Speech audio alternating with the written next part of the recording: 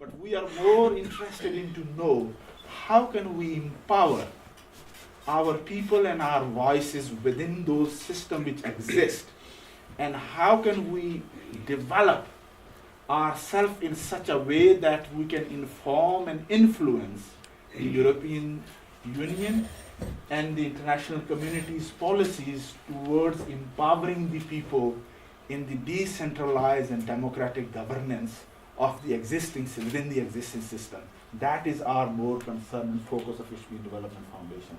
I hope that Afzal will help us guide through his life journey and with his new role and new insight, and many more are coming up through this journey. Thank you very much. Thank you.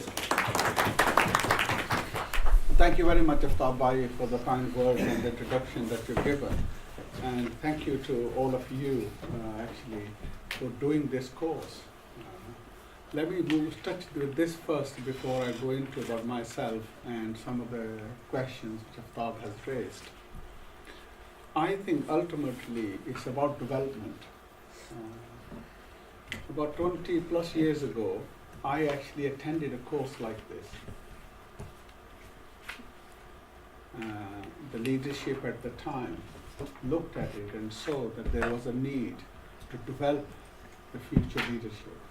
So they designed a course which wasn't just 3 days, which you are doing, which is a good start, but actually was a whole year's program. So every weekend you would go to the center, and they had some world's leading people involved in designing that development course. And those 20 or so who were selected across the board from the whole UK, and they were taken through this. And when I was invited to this event, and I said to Bhai Akram, you know, this is the way to do things. And I said, let me share with you a secret today. He didn't know that I'd gone through this process.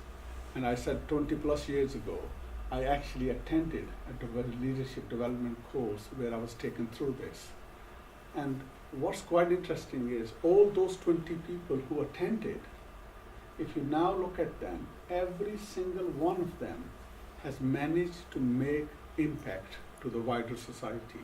They actually occupy reasonably responsible positions in the society. So this is how important a leadership development courses are. They actually equip you with the basic skills that you need in order to get on in life. And I've always say, you know, if you have something, then you can share. If you haven't got it, you can't share. You haven't got it. And this is again linked to the leadership as well. It's not about money only, that you can share money, or a food you can share. It's the skills also. It's the difference that you can make. Let me now bring you back to a little bit about my life journey, and then deal with one or two questions. I personally love having questions thrown at me, because I think that's probably the most interactive way of doing things, and it actually helps you to sort of get to the points and the questions that concern you, and then helps me to respond to that in that way. I can talk, I'm a politician, I can keep talking as long as you want. My journey is like this. My mother is from Kashmir, Pakistan, Afzal Kashmir side, and my father is from Jhelum side. So I am, first of all, half Kashmiri and half Pakistani, if that's the way you want to define it. I was adopted by my uncle and brought to Britain when I was the age of 11. Difficult time, difficult age. And I always usually do example of, you know, if you have a tree and it's planted, it's got roots, it develops, and suddenly you pick it from there and then plant it somewhere else. It takes time then to settle again. And I went through that journey as well. I struggled. And I left school, and I make a joke and I say, I left school with 9 no levels. I actually didn't even sit exam. My first job was a laborer in a cotton mill. And you can't even find cotton mills these days. They're all gone. This is such a change in the pace that the society is moving at. I've done lots of different jobs.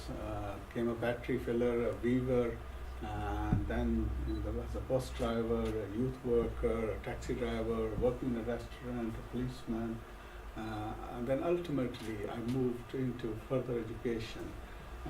Some of these jobs I did as I was also a student, but then I did a law degree in Manchester and qualified as a solicitor, became a partner in the firm.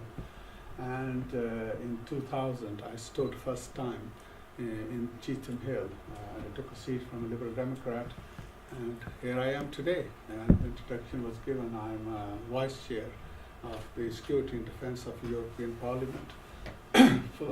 First Asian ever in the history, first Muslim ever in the history to hold this position.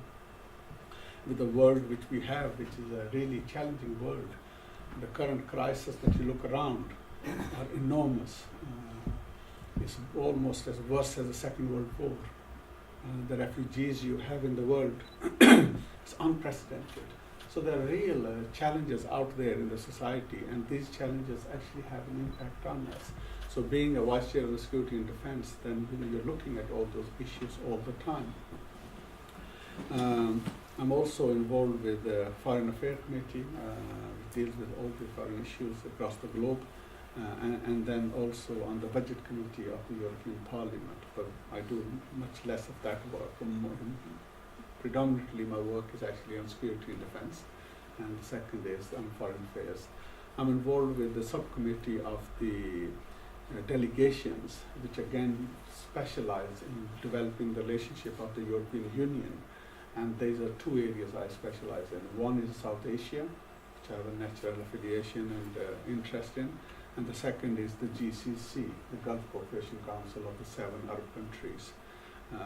Again, I find both of these are fascinating and very interesting sort of areas and many challenges that exist.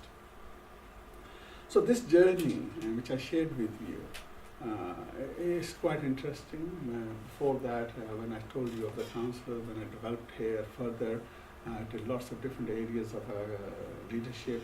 I was the lead member on race equality in Manchester for a number of years. Some of the changes, the progressive policies that you see in Manchester, I've been part of formulating those. I've been with the finance, the budget, and also the personnel. One of the biggest employers is the Manchester City Council in this whole region. I've been involved for 6 years with education. I led the education. Some of the changes that are going on in Manchester today, I've been responsible for designing those, which are again world leading, particularly in early ages development and changes, and then also the relationship within the schools. How do we ensure that the young people who are coming through the system are actually equipped with the jobs that's going to be in Manchester in the next 15, 20 years? So linking that whole leadership ideas, I've been involved with, and in 7 years I've been part of the executive of the Manchester University.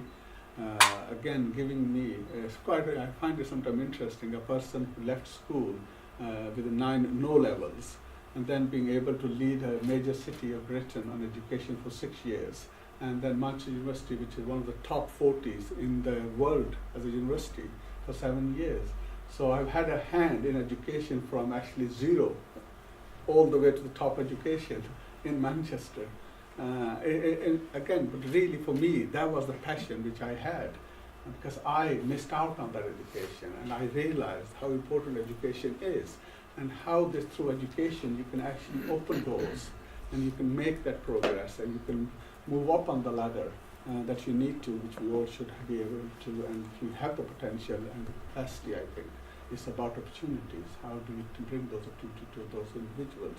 So I'm hoping again for you spending those 3 days will be one of the best investments you have done, and one of the best investment the Kashmir Development Foundation has done actually. They may not even realize it now, but come 20 years, even 1 or 2 of you, after 20 odd you are here, actually if they move forward and achieve things, the difference that you'll be able to make will be amazing. Again, on the leadership, I just want to share with you one thing. I mean, I've, introduction, I'm not that old, 40 odd years. In the political sense, my political life is more about 15, 20 years. But the community work actually is around 30 years.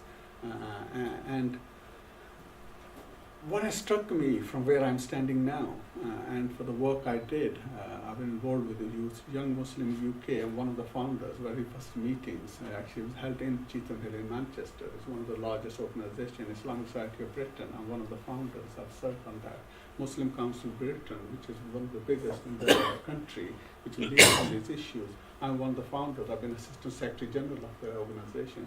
So there are many sort of national Muslim organizations which I've been as part and parcel of developing what we have all around us. But all that I can put on one side, but actually the work I've done politically has been amazing. It's been an amazing journey. It's been amazing in the sense of the role model idea as well, which was again discussed here a little bit. And I always think, you actually cannot put a price on this role model idea. And the reason I say this is this. When somebody looks at me and says, Asian, and he is a Vice Chair of Security and Defense of the European Parliament, and you see all those ideas and problems and the difficulties, the racism and far right, all those things on one side, and then you see that, and one of the most powerful messages is, we are part and parcel of the society, but the role model message is this. Our young Asian young people, they can see me and they can say, well, he is one of us. And if he can do it, I can do it. That's good. And that is the price, that is the value that you cannot actually measure. Just seeing one of your own kind in a position actually lifts your mind to a level that actually I can do it. And that is a tremendous asset.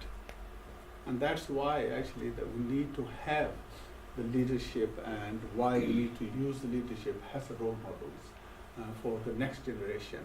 And the next generation is of course today and for tomorrow. And that's how you look at it. People usually say, how can you have more than a life? How can you have more than life? And if you think about it, there's only one life. Kullu nafsun zaiqatul maut, every living thing will taste the death. So how can you have it more than a life? And the answer is by linking two lives. So by learning, by sharing, having those role models, you actually can make that progress, can achieve it more than a life. And that the next life, the young person will have a better start. So I started my life without basically a single pound in my pocket, without a single qualification. But all three of my children are graduates, professionals. So their start in the life has been a step better than me. And therefore they can add to that life more than I can. And that's why the message I give is this, that if I can come from Pakistan at the age of 11, leave a school with 9 and O levels, and to be in this position in 700 years history of Manchester, I was the first Lord Mayor and Naim Hassan is the second Lord Mayor. And then to move on to this position of MEP, which represents nearly 6 million people, in the European Parliament, which represents 500 million people, which is one of the world's biggest economy, there is no reason why our young people cannot be the Prime Minister of this country. They can. And that is what is there for us. And that's why I always say that, you can only score a goal if you're playing football. And if you're not playing football, all you can do is cheer a team. And it's for you to decide, do you want to be a cheering person, just cheering others on, or do you want to be the person who's going to score the goal? Do you want to be a person who wants to hit a 6 in a cricket? We love cricket, the Asians. Yeah? But you can only do it if you're batting. You can't hit a 6 if you are out there as spectators. Again, you can only cheer. And that is the decision which you, me, each one of us have to make. What is it that we want out of our life? And that's the question I went through, actually. And I decided I don't want to be a millionaire. 20 odd years ago, I actually went through this in my life. I thought about it for 3 months constantly. What is it that I want out of my life? And then I was a partner in a law firm, and consider I'm a person who was adopted because of poverty. I left my parents, my brothers, my sisters, my friends, aunts, everyone you could think of, the whole culture, the language that I knew, because of poverty. And for me to work and then to get to the level where I was a partner in a law firm, in 2000 I was earning more than 100,000. to let go of that, how difficult it must have been. People are still running in this rat race. And in 2000, I actually decided I don't want to be a millionaire. Both my partners are millionaires. I decided that actually I want to go into the public field. I want to be involved where I can make a difference. And what inspired me was two things, and I'll share them with you as well. I think I better stop after that because I think I want to get some questions in. What inspires me is actually my faith. And my faith tells me the best among humanity are those who bring benefit to others. So it's not the Talibans, it's not those who are blowing up. That's not what our value is. Our value is actually the best person is that person who brings benefit to others. It's about making the humanity better, making this world better place. And not just for ourselves, but for all. And the next point which inspires me is, and this is the saying of the Prophet, and he said, a person whose 2 days are the same is in state of loss.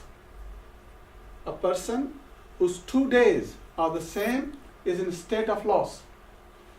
And the message in it is straightforward. Time does not stop for anyone. You as an individual have to constantly work to improve. By being where you are, time is moving and therefore you are losing. So this idea of constant improvement, constantly looking at yourself and looking at how I can make myself better is a key to success. And I've always actually had 3 years, 5-year goals in my life. And even today, I've just come back from Abu Dhabi, and in there, I spent some time thinking about it. And the time I spent was, what is it that in the next 5 years I want to do? And I came up with some ideas, what I want to do. And then I'm breaking it down into the different stages. How do I get to those things that I want to achieve in the next 5 years? So you have to plan and you have to work and you got to improve. Nobody's perfect, but what is amazing is we are the best of the creation. We have the huge ability. Our human mind's capacity is absolutely phenomenal. We only use fraction of it. So there's nothing stopping us actually developing and really pushing ourselves forward and trying to improve. So I hope, inshallah, you'll do that. And I'll finish with this, some of the work I told you I did in education. And this is a bit I'll share with you, which links to the mind. As we are born as a child, the wires which connect our brain up, this whole thinking and everything, how it works and how it processes and everything. They're a wiring system in our brain. I'm just using it electronically just to make it easier. And only 10% of our brain is actually wired up when we're born. Next 2 years, this wiring process takes up to 90% of the brain. And the rest of the life is the 10% of wiring. This is how we are. Allah has blessed our brain of those wires 3 times more than what we need. So there's no shortage of those wiring systems. Actually, what is important is how we wire a child up. And that's why the first 2 years of child are the most critical, most important for the child's entire future. So don't put your child in front of the TV watching cartoon, because that's how it's going to be wired up. Give that time, the quality time to your child, and the younger you start, the more dividends you will get. On Kashmir issue, since it's a Kashmir title here, and I'm quite passionate about it, let's put it like this, that South Asia is an amazing place. Amazing in a number of different ways, both on human capacity ideas, on the land ideas, the resources ideas, the way the progress is being made itself, they're all there. There's no shortage of it. Why is it that the European Union has got one of the leading institutions? Why is it for 70 years they have not had in the European Union a war? Why is it that they've been able to give the world 2 world wars where nearly 100 million people lost in the 1 hour alone, and yet are able to make the progress where they have the biggest and the largest economy in the world, bigger than China, bigger than India, bigger than America, bigger than all of them. What is stopping South Asia to do the same idea? Why is it that India has to have 250,000 people, young people, who committed suicide? Mental, they're trying to now deal with this issue. 250,000. It's huge. Poverty, again, something like 55 million people are below poverty line. Do we have to go through wars? Can we not learn from Europe, who went through wars and for hundreds of years and then realized actually the answer doesn't lie in war. Answer lies in working together, and answer lies in empowering individuals. Answer lies giving the individual a choice. As a humans, we have a choice, we have the capacity. Let them make that decision. And whatever route they want to take in a Kashmir point of view, let us all accept that and let us work together. There are 28 countries in the European Union. Why? What's the big deal for us? There was a time, there was a huge India, there was a small India. In the history, if you look at it, there are different boundaries moving around. Kashmir itself has boundaries moving around. It depends, what stage you want to put the line on. There's been ups and downs and all that. So why can't we accept it like that and actually link all of this up with the free movement, free trade, developing all that everybody benefits, and at the same time you have that freedom. Look at Britain. This UK and the Scottish referendum is a 300 years of agreement between them. It's one of the most successful treaties in the world. All the major British parties were opposing this referendum. Did they not give them a choice? They gave them a choice, and they decided. And they decided that they wanted to remain part of the UK. Fine. So I think we need to work on those bases. We need to have the wider vision. By looking hard in the same way does not give you a different way. We've seen this 60, 70 odd years. We have not seen a success. We have not seen the breakthrough that we need. And in this 21st century, what we cannot have is individual not having a right to say what they want. We should have the confidence. And the leadership needs to provide that to them, so that each individual can actually develop to their best abilities, so they have that opportunity. So I'm hoping that me being in the European Parliament, that we can look at some of those issues and we can talk to all these surrounding countries and say, look, there is a better alternative than the alternative that you are all offering to your people. And let's hope, inshallah, the sense prevails, common sense prevails, and that we have in South Asia, similar to the EU idea, a development where there can be prosperity and success and peace for all. Let me stop at this. I'm happy to take questions and then see where we go. And my boss is saying time is up.